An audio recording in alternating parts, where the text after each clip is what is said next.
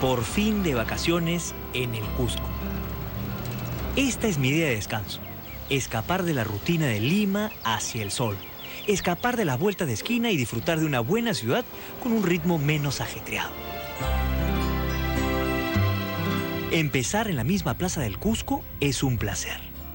Mi único afán será buscar el mejor ángulo para tomar fotos. Ajá, ¿cuál será? ¿Puede ser la catedral? ¿O mejor la iglesia del Triunfo? ¿Y la Sagrada Familia? ¿O la iglesia de la Compañía? ¿Y estas otras iglesias? ¿O más bien los portales? Pero, ¿cuál de ellos? ¿Y la pileta? Uf, ya empezaron las preguntas. Y ya que estoy en eso, ¿qué había antes de la colonia aquí? Como ya vi que no puedo alejarme de la historia por más que quiera, necesito un bien informado cusqueño para disipar mi ignorancia.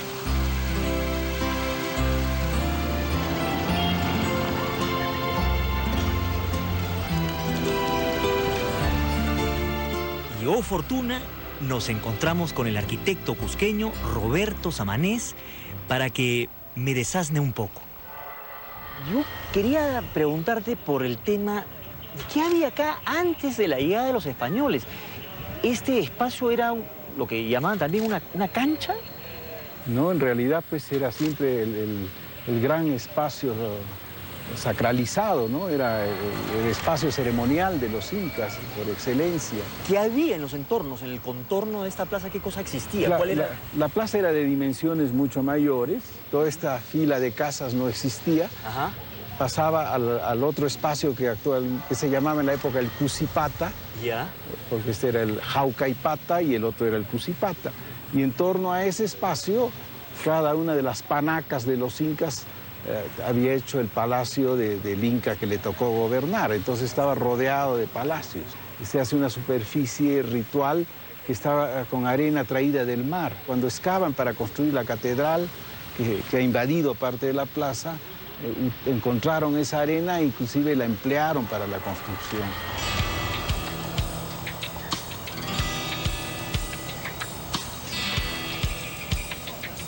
Para entender mejor esto del gran espacio incaico, vamos caminando a la Plaza del Regocijo, que está contigua a esta, y justo en este pasaje nos encontramos con un diagrama de la plaza prehispánica.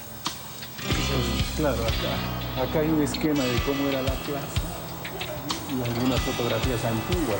Bueno, con el arquitecto estamos viendo un diagrama de cómo era en realidad la plaza en los tiempos incaicos, ¿no? Por ejemplo, esta es una perspectiva de cómo hubiera sido. Nosotros estamos aquí, en realidad, aquí estamos nosotros.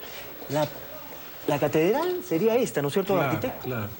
Y la plaza era mucho más grande. Muy extensa, ¿no? Por eso digo que supera la experiencia urbana de los españoles y por eso decidieron cortarla en dos espacios. Claro. Y este es el otro tema, ¿no? La supuesta conformación en forma de puma o jaguar del... Claro, la forma mítica, la ciudad, simbólica de la ciudad, ¿no? Con el puma y entre las patas está el espacio de la plaza. Justamente entre las patas, o sea, debajo del vientre. Del puma. Teniendo Sacsayhuamán como cabeza. Y donde se unen los ríos es el Pumacchupan, que es la cola del puma. Ajá. Ah, ahora voy entendiendo.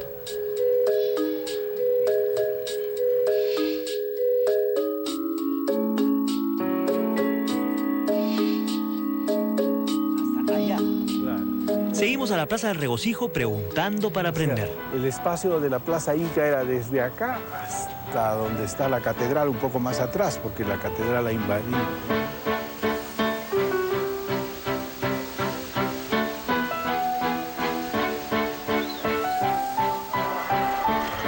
El espacio ritual del Cusipata o la Plaza del Regocijo, como se llama ahora, llegaba hasta acá. Y por eso que la subida empieza por ahí. Claro. Justo hasta ahí. Ahí empieza esta subida. Esa pendiente. Inclusive en excavaciones arqueológicas que se han hecho en esta calle, que se llama San Juan de Dios, Sí. aparecen 2 andenes más. Cuando llegan los españoles, ¿qué es lo que primero hacen aquí en la plaza? ¿Qué es lo que hay primero se construye? claro, ¿Qué es lo que ellos primero tienen unas visitas de avanzada y más adelante viene ya Pizarro de Cajamarca y hacen pues la fundación española En de 1534. ¿no? Es una ceremonia y el reparto de solares. ¿Hacia qué lado fue creciendo primero? ¿Cómo Claro, fue? hacia estos andenes. Hacia se van estos andenes fue ocupando. que- Claro. esto fue se el hace primero. el hospital de San Juan de Dios, por Sí. eso la calle toma su nombre. Sí. Y una serie de casas principales se construyen en estas arterias que van hacia ese lado. El convento de Santa Clara, que se había fundado en la Plaza de las Nazarenas. Sí. ¿No? Como estaba ligado a los franciscanos, escogen un lugar y ahí se traslada a Santa Clara. Entonces la primera expansión es en esta ruta hacia el lado oeste, digamos. El lado Oeste. Vamos a la plaza.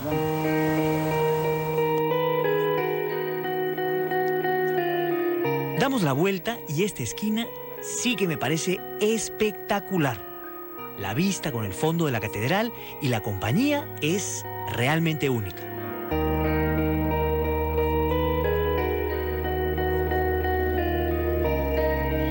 Tanto así que creo que aquí nos vamos a despedir. Y por supuesto, nos vamos a tomar la foto de rigor. Gracias, arquitecto.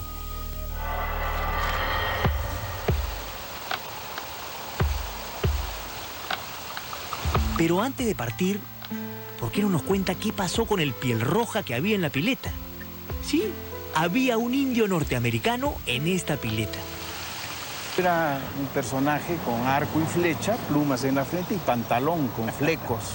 Era definitivamente no un Esto personaje estuvo, claro, peruano. hasta más o menos el año 1969, en que un grupo de personas lo retiraron a la fuerza, lo arrastraron, ¿no? Y cayó por el suelo. Ahora hay un Inca recientemente colocado ahí, pero lo vamos a dejar solamente para que lo veamos, nada más, y que la gente lo juzgue.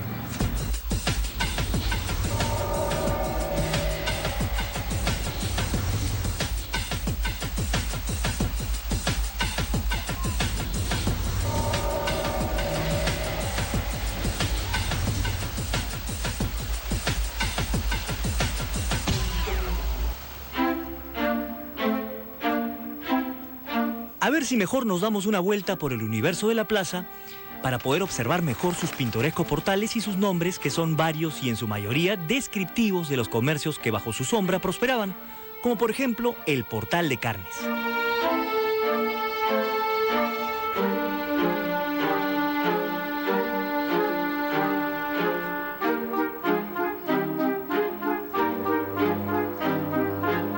Al extremo noroeste, los portales son de harinas y panes, divididos por la callejuela de procuradores.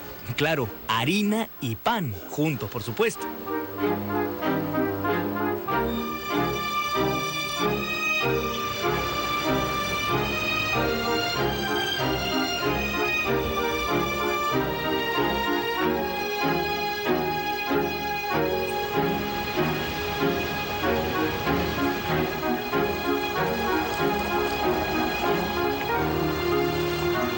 Siguiendo con la ruta en sentido antihorario, atravesamos los portales de confituría y comercio, interrumpidos por una fotito por aquí, otra fotito por allá, otra fotito más por aquí, otra más por allá.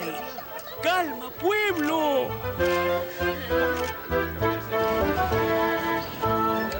Bueno, vamos escapando del acoso cual Vite el Viejo para pasear bajo el portal de la compañía.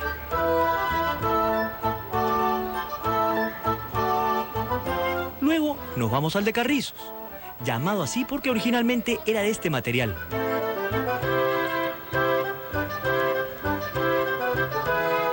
Y terminamos en el de Belén, que no sabemos exactamente por qué se llama así. Suponemos que por algún antiguo nacimiento que por allí se posara. Este es el momento perfecto para tomar una pausa, puesto que ya le eché el ojo desde aquí a la iglesia de la compañía. Miren el detalle de su cúpula azulejada.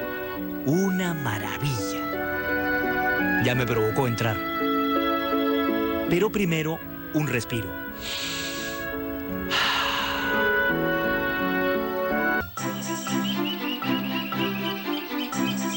La verdad no sé qué pasa con el Cusco, que tiene una magia especial.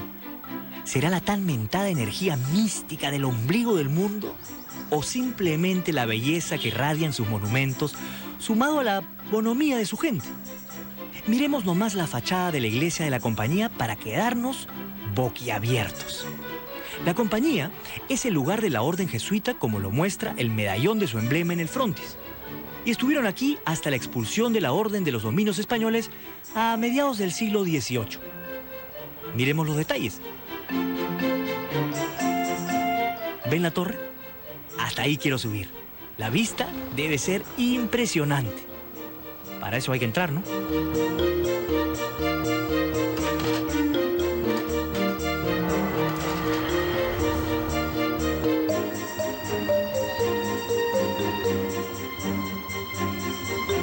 En efecto, la vista de la plaza es única.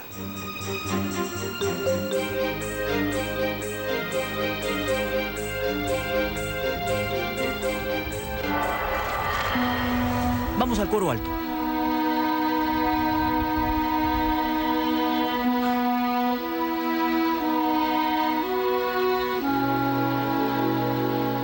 A los lados hay pequeños balcones y descubrimos a estos curiosos personajes que otean inmóviles a los fieles y turistas.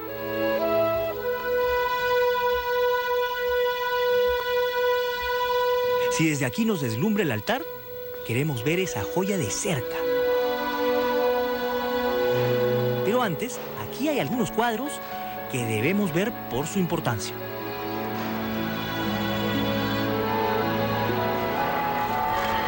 Debo confesar que uno de mis más grandes deseos al entrar a la iglesia de la Compañía es ver dos importantes cuadros, y sobre todo dentro de este contexto.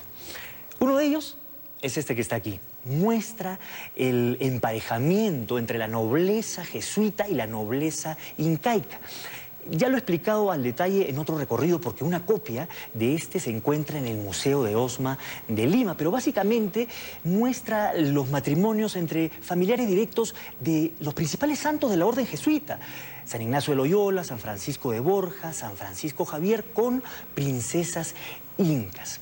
¿Por qué mandaron los jesuitas a hacer copias? Hasta el día de hoy son excelentes educadores y muy didácticos. Aquí le estaban mostrando a la sociedad de entonces que ellos también eran parte de la nobleza de entonces. Recordemos que los jesuitas eran una orden fundada tardíamente, digamos, mucho más tardíamente que los franciscanos, dominicos y mercedarios.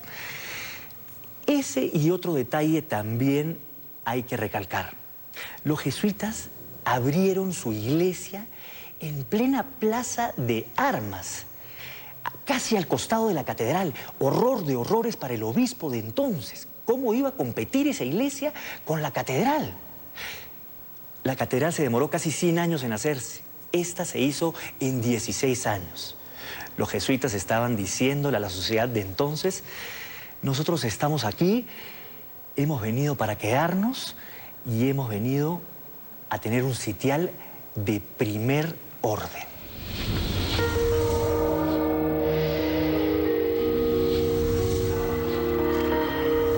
Y no menos revelador es este que muestra a San Ignacio de Loyola tumbando, por así decirlo, a los herejes protestantes que curiosamente son presentados casi como moros.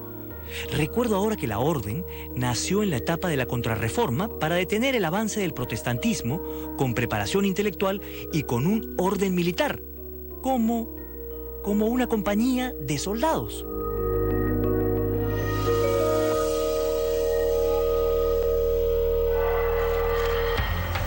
A mirar el retablo del altar, una joya dorada del barroco. No existe un espacio sin adornar. Parece como si le hubiesen tenido un horror al vacío. Voy viendo detalle por detalle. Los niños que sostienen las vidas. Alegoría de la Eucaristía. curiosas cariátides que nos muestran sus turgentes pechos desnudos. Los principales santos de la orden, como San Ignacio de Loyola, San Francisco de Borja y San Francisco Javier, dicen presente. También la Sagrada Familia. El retablo principal es la Anunciación de la Virgen con la Trinidad de Padre, Hijo y Espíritu Santo sobre ellos. Arcángeles a ambos lados, pinturas de Jesús resucitado y todo presidido allá arriba por el ojo omnipotente del Padre Eterno. Casi ciegos de tanta maravilla como este púlpito, salimos al brillo más luminoso aún del cielo cusqueño.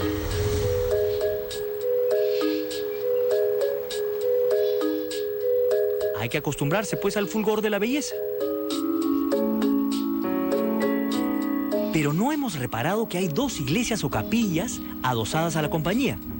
Una es esta. Vean, Nuestra Señora de Loreto.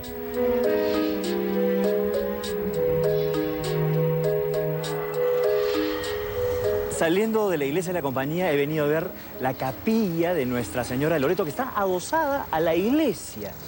Fíjense arriba de la puerta. Hay un icono muy significativo y muy curioso. Es una casa que está siendo transportada por dos angelitos, dos querubines, si se quiere. ¿Por qué está esto ahí? Bueno, hay un pueblo en Italia que se llama Loreto. Ahí hay una basílica, es un sitio de peregrinaje, donde se dice que está la casa de la Virgen. La tradición católica cuenta que los ángeles transportaron desde Jerusalén la casa de la Virgen a ese lugar en Italia y ahí se le venera. Por eso la iconografía es la de dos angelitos transportando la casa de la Virgen de Loreto. Vamos a ver qué hay adentro.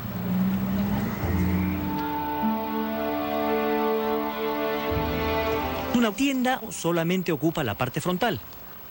Desde la época de la expulsión, la capilla quedó vacía de religión, al igual que la del otro costado, la capilla de San Ignacio de Loyola. Y aquí parece que aparece otra iglesia. Vamos a ver qué es. Pues iglesia no es. Nos enteramos que es el paraninfo de la Universidad San Antonio Abad.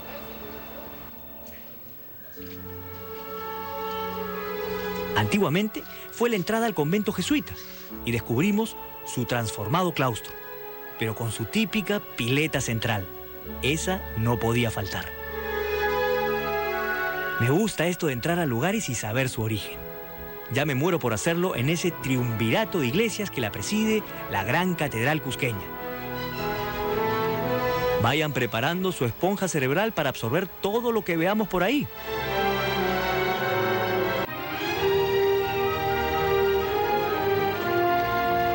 Ver la variopinta gente en la plaza me predispone para entrar con buen ánimo a la iglesia de la Sagrada Familia o de Jesús, María y José.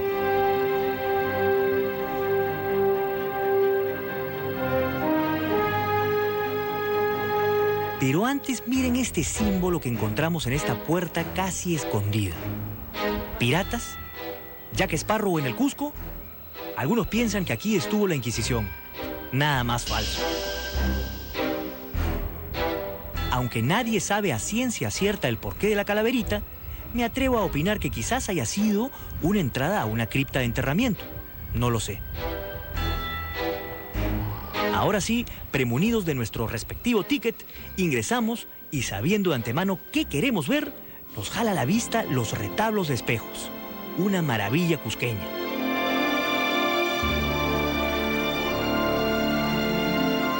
Pero más todavía nos jala el altar dorado, cuyo tabernáculo muestra obviamente a la Sagrada Familia. Y podemos ver el sagrario de plata, que es donde están las hostias consagradas, y su diseño, según como se vea, es una fortaleza inexpugnable o una fértil andenería incaica. Cruzamos una puerta lateral y todo el imponente peso de la catedral cusqueña se posa sobre nosotros. La amplitud nos sobrecoge. El sentir que estamos en otro tiempo y lugar nos ilumina. Claro, si no fuera por las hordas de turistas que tienen a bien visitar el recinto. Vayamos a no perdernos de nada. Vamos a ver a Nuestra Señora de la Antigua, cuadro que es copia del original regalado por el propio rey Carlos V. Es una imagen de otros tiempos, casi bizantina. Mirando hacia arriba, descubrimos que en la catedral están estos preciosos retablos con las letanías lauretanas o atribuciones de la Virgen. ¡Gran sorpresa! Casi me gustaría que un par de ángeles me asciendan por los cielos para verlos más de cerca, pero mejor me concentro y miro hacia abajo. ¡Otra sorpresita! Dentro de la catedral hay muchas capillas con imágenes bastante veneradas y por supuesto bastante fieles. Pero hay una curiosidad. Hay un objeto que tiene otro tipo de veneración. Es esta piedra arrinconada y que pasa desapercibido. Tiene también sus propios devotos. Tiene un sentido mágico religioso para ellos. La tocan y también a su manera la veneran. Es esta. Vamos ahora a la capilla de Santiago Matamoros o Mataindios, bajo cuya advocación los españoles ganaron estas tierras. Lo que he venido a ver es este cuadro del terremoto de 1650 que asoló la ciudad por aquel entonces. Recuerdo que en la Catedral de Lima hay uno igual, pero del terremoto limeño de 1746. Creo que pintando el desastre se sacaban el susto de encima. El coro muestra un trabajo de factura increíble. Miren, observen nomás. ¡Aplausos al ebanista! Siento como que algo me llama. Volteo y es el impresionante altar plateado. Plateado de plata y platería platera. Más plata no hay. El eco lo encontramos en esta capilla que guarda las andas de la Linda, la patrona de la ciudad, la del Señor de los Temblores y la del Corpus Christi, que es la procesión que más se identifica con el Cusco.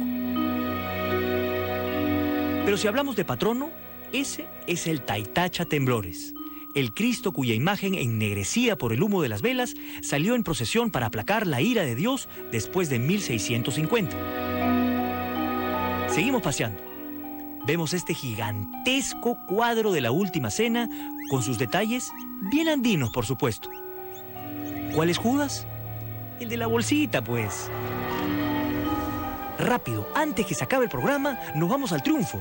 Llama así porque gracias a un milagro, los españoles se atribuyen la derrota de Manco Inca en 1536. Iglesia más bien sencilla que muestra la cruz de la conquista, la que dicen que trajo el cura Valverde, dominico que se atrevió a mirar cara a cara a Atahualpa. Antes de bajar a la cripta, siempre es bueno una miradita hacia arriba. Y nos encontramos con la cúpula en donde figuran los 4 evangelistas y su simbología. Descendemos a la cripta, solo para presentar nuestros respetos al Inca Garcilaso, el cronista mestizo descendiente de 2 emperadores, Pachacútec y Carlomagno. Está aquí desde 1978, cuando lo trajo el rey Juan Carlos de España. Y ya creo que hemos culminado casi todo.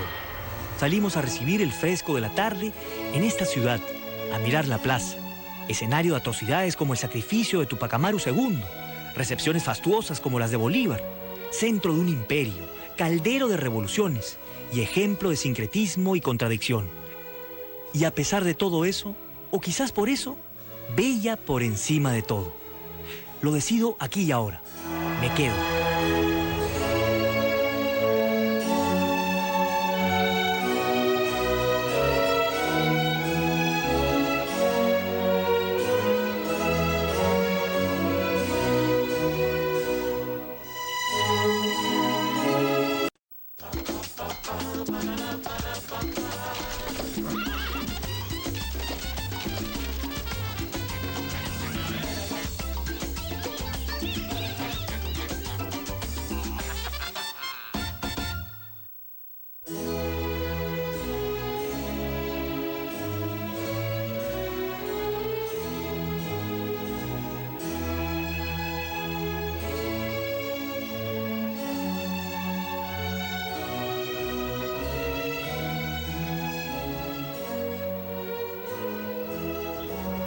Cuando los españoles llegaron al Cusco, quizás lo primero que hicieron fue repartirse solares y tierras. Luego vino ese periodo de lucha intestina entre ellos.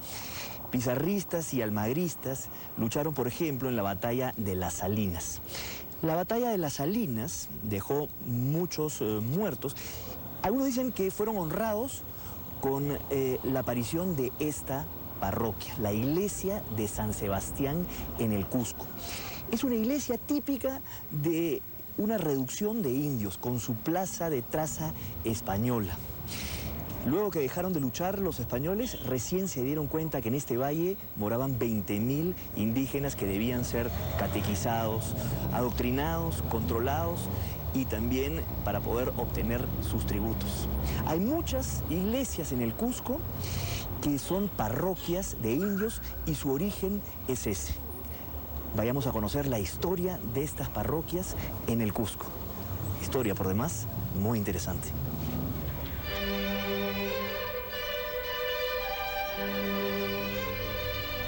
Se puede decir que las primeras parroquias establecidas por Polo de Ondegardo fueron 5, alrededor de 1559. Belén, Santa Ana, San Blas, San Cristóbal y San Sebastián. Para 1579 se crearon las de Hospital de Naturales, que un siglo después se llamó San Pedro, Santiago y San Jerónimo.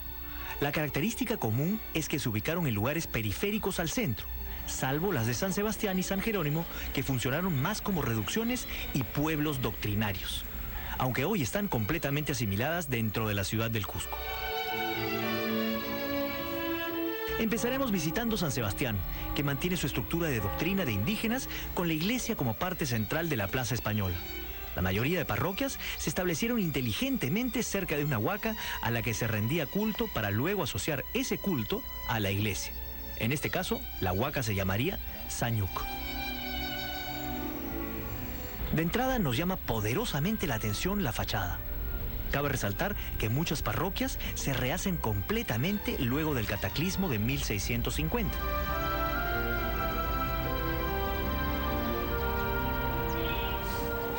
Lo curioso de todo esto es que en el proceso de construcción de las torres, al obispo Molinero se le ocurrió rehacer completamente la iglesia. Cuando se terminó esta iglesia, encargada al arquitecto indígena Manuel de Zaguaragua, el obispo vino a inspeccionar la iglesia y quedó maravillado con el frontispicio, diciendo que parecía haber sido hecha en cera. Miren nomás estas columnas, si no parecen de esas velas que hasta el día de hoy salen en procesión. Hermosas.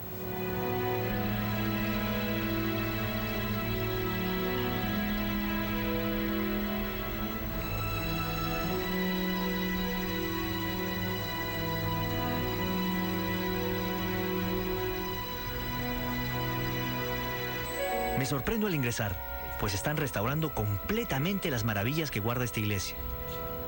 Lo más impresionante es poder admirar estos lunetos de cerca, que tradicionalmente están lejos, en lo alto de la iglesia. Narran la vida de San Juan Bautista y están hechos por el formidable pintor indígena Diego Quispetito. Miren nomás los detalles anacrónicos con el tema, personajes con anteojos, mestizos, indígenas. Las nobles con riquísimos ropajes virreinales son las malas de la película, por así decirlo. Una maravilla para contemplar horas.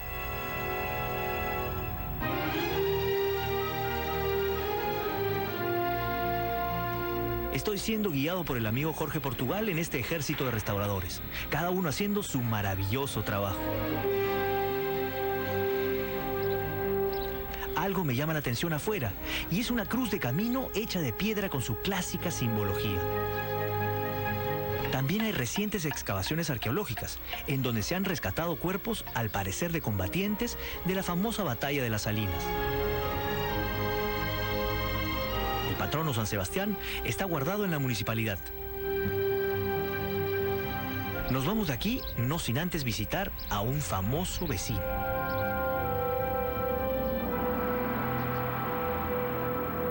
En un rincón de la plaza de San Sebastián está quizás el hijo más famoso de este lugar, Diego Quispetito, frente a lo que quizás haya sido también su casa taller. Sin embargo, su biografía es poco conocida.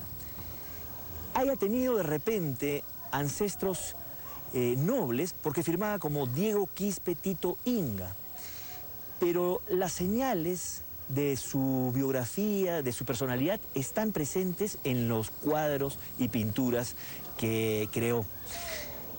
Teresa Gisbert, una estudiosa del arte colonial peruano, ha dicho que Diego Quispe tenía influencia del arte flamenco.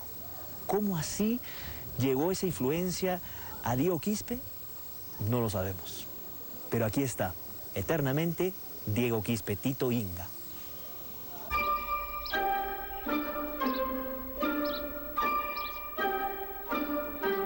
Cerca nomás está San Jerónimo, que se terminó de construir cerca de 1572. Nos llama poderosamente la atención su única torre en espadaña, que resulta además de maciza, siendo bella. También nos jala la vista aquellas pinturas murales sobre el balcón. Es la Virgen Inmaculada, considerada por muchos como la pintura más antigua del Cusco. El balcón es único, quizás tuvo una función particular.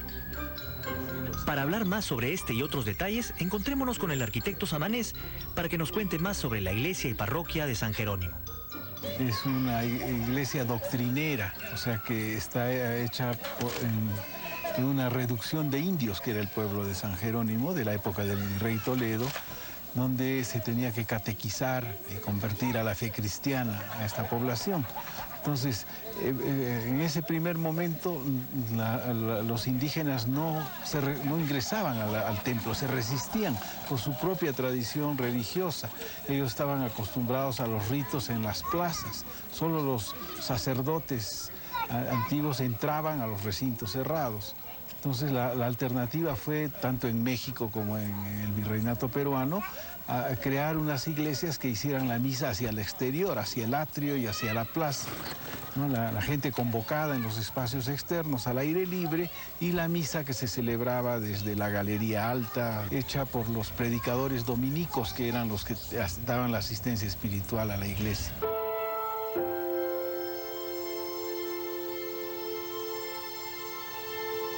Dejamos a nuestro buen amigo, el arquitecto samanés, para llegar a San Pedro en el centro del Cusco.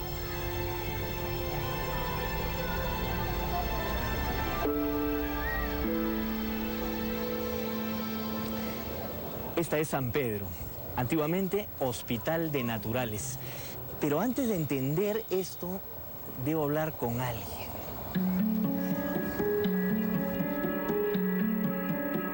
Esa persona está a miles de kilómetros de aquí. Ya veremos cómo hacemos.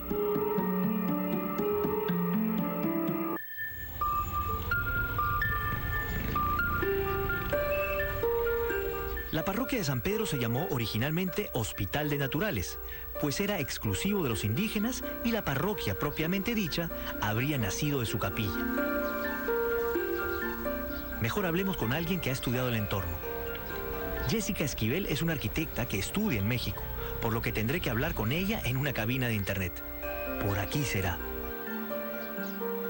Jessica, ¿cómo estás? Muy buenos días, Gonzalo, ¿cómo estás? Esta vez requiere un poco de tu ayuda, de tu conocimiento, para un poco entender este proceso del Hospital de Naturales San Pedro, ya que tú has estudiado bastante el tema, ¿no? Bueno, la parroquia de Hospital de Naturales tiene una ubicación estratégica respecto al resto de parroquias, debido a que se encontraba en dos caminos principales: el camino al Chinchaysuyo y al Contisuyo, que es la Cuesta de Santana, y por ahí venían de Abancay, del norte, y la parte de la calle Santa Clara, que entraban por el puente de la Almudena, ¿no?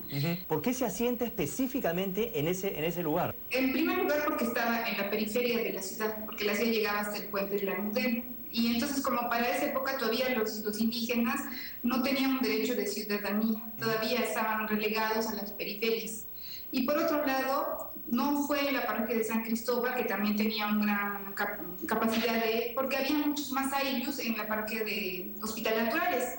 Tenemos los yanaconas, los topayupanqui, los quechuas, los quispihuamá, son como 15 etnias que son reducidas dentro de este espacio parroquial. Te voy a recorrer San Pedro ya con pie firme, así que te agradezco este momento y nos vemos en cualquier Quizás nos vemos en el Cusco a tu regreso. Bien, muchas gracias, Gonzalo. Estamos en contacto.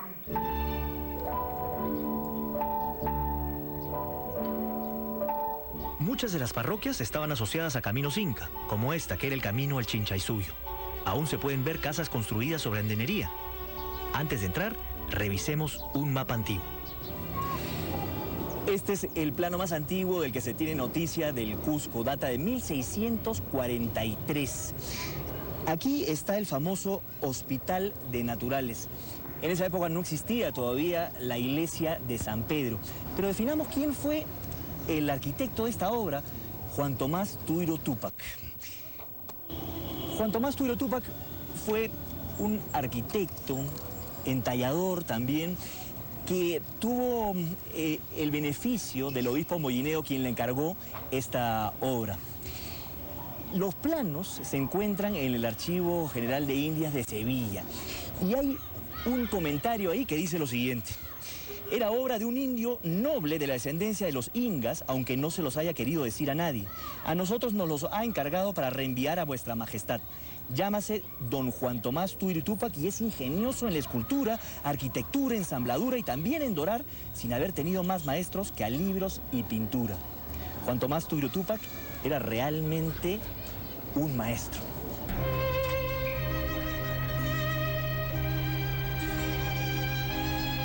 Entremos a ver la obra de Tuiro Túpac.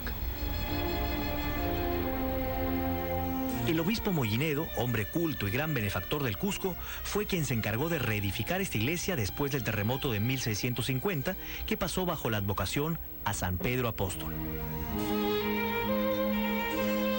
Ahí está su escudo en los laterales. La iglesia nos muestra también una imagen del párroco de la época, quien no es más que el sobrino del obispo.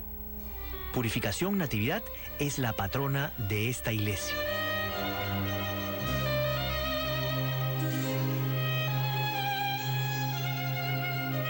Un poco más de regalo a los ojos y nos vamos a la Almudena.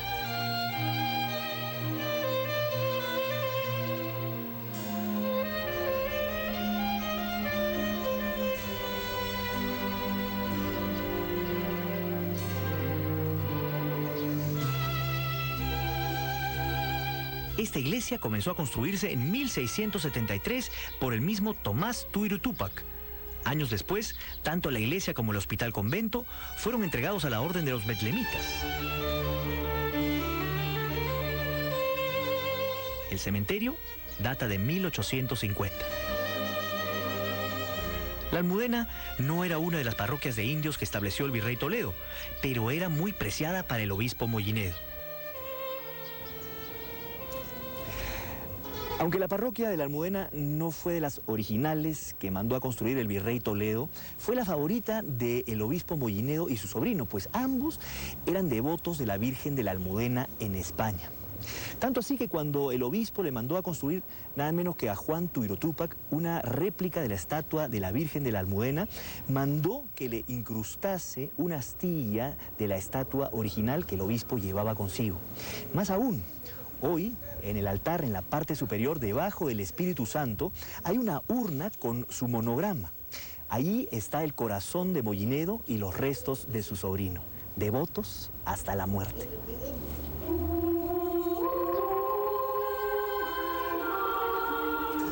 Siguiendo por el camino de la Almudena, llegamos a la antigua parroquia de Santiago, construida por orden del virrey Toledo en 1572. La parroquia de Santiago queda en el barrio de Chaquilchaca, camino real inca hacia el Contisuyo. Es una clásica iglesia de doctrina con planta rectangular y donde en el atrio nos encontramos con esta cruz que tiene singulares inscripciones. Curiosa pila de agua se instala en la base de sus escaleras.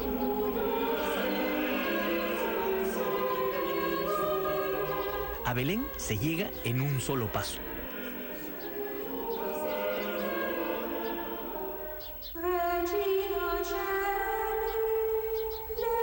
Sus orígenes se remontan a la iglesia que el conquistador Diego de Maldonado mandó construir para el recogimiento de las hijas de españoles y mestizas.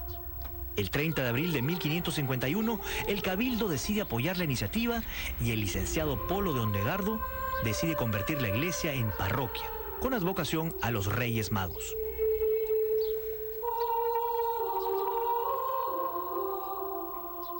Una de las curiosidades de la parroquia de Belén fue el cambio de nombre. Originalmente esta parroquia se llamaba Santos Reyes.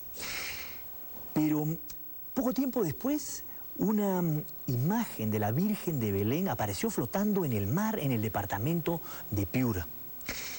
Tenía una nota que decía, por favor, llévenme al Cusco. Y como a la Virgen no se le puede negar nada, se le trajo aquí a esta parroquia que por consiguiente cambió de nombre, desplazando por siempre a los Reyes Magos. Qué pena, se regresaron en su caballito. Ahí está la Virgen.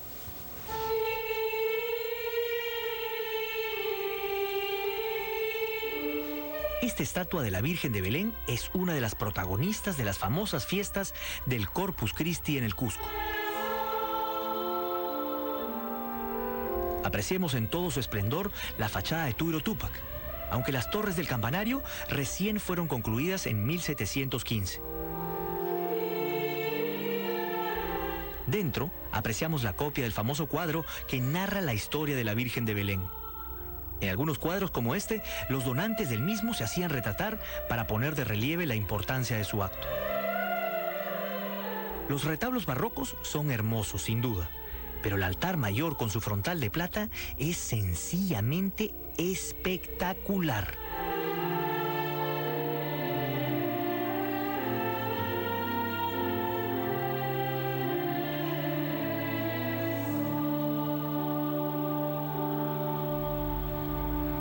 Dejamos extasiados Belén y llegamos ahora a San Blas, el famoso barrio del Cusco.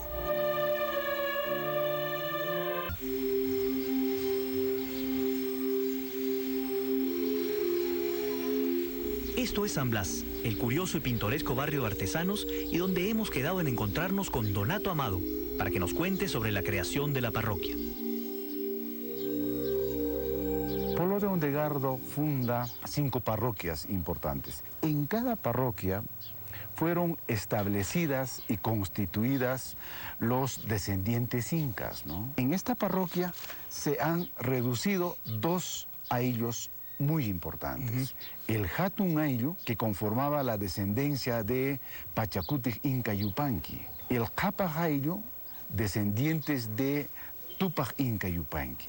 En 1550, ese era el límite de la ciudad del Cusco, marcado por esas 5 parroquias. Sí. Admiramos San Blas por fuera y tenemos que subir hacia San Cristóbal. La iglesia se construyó en el entorno de Colcampata, un antiguo andén en donde se aprecian hornacinas de fina hechura. Se dice que Cristóbal Pauyo, noble inca, fue el benefactor de la iglesia. Sin embargo, la construcción, para variar, se la debemos al obispo Mollinedo, que puso su escudo en la torre del campanario. Dentro está la imagen de su patrono, San Cristóbal.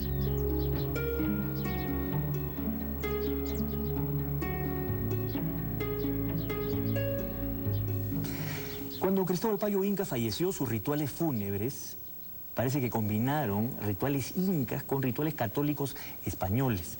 Algunos cronistas comentaron esta experiencia con asombro. Por ejemplo, aquí la descripción que hace Betanzos del funeral. Que le hiciesen una fiesta que se llamase Purucaya, en la cual fiesta saliesen el primer día a la plaza 4 hombres vestidos con unas vestimentas de plumas y los gestos con muchas pinturas y otras unturas, y que las vestimentas de estos que fuesen hechas de tal manera que de nadie fuesen conocidos y a todos fuesen espantables. Y es verdad que yo vi hacer esta fiesta en la ciudad del Cusco, donde a un año que Paulo murió por él y estos hombres ansí disfrazados, más me parecieron figuras en su traje y cosas que hacían demonios, que no de personas ni de ángeles del cielo. La tradición cuenta que los cabellos y uñas de Cristóbal Pauyo Inca se utilizaron para hacer la primera estatua de San Cristóbal. Esta de acá data del siglo XVII. Cada Corpus Christi baja en solemne procesión hacia la plaza de armas. Pero no nos consta que esos restos de Pauyo Inca estén aquí todavía en esta imagen. Hace unos años se hicieron algunas excavaciones y al parecer sí se descubrió a Pablo Inca en esta iglesia.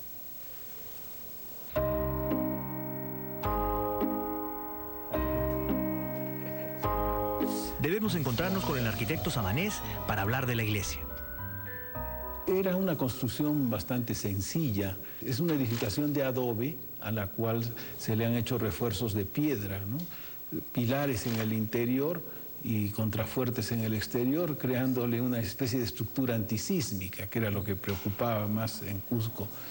Igualmente se han hecho arcos formeros que se alternan con la estructura de madera en el sistema de par y nudillo, este sistema de origen árabe, ¿no?, que se usaba acá en Cusco. Entonces esa simbiosis es la que le da una particularidad al templo.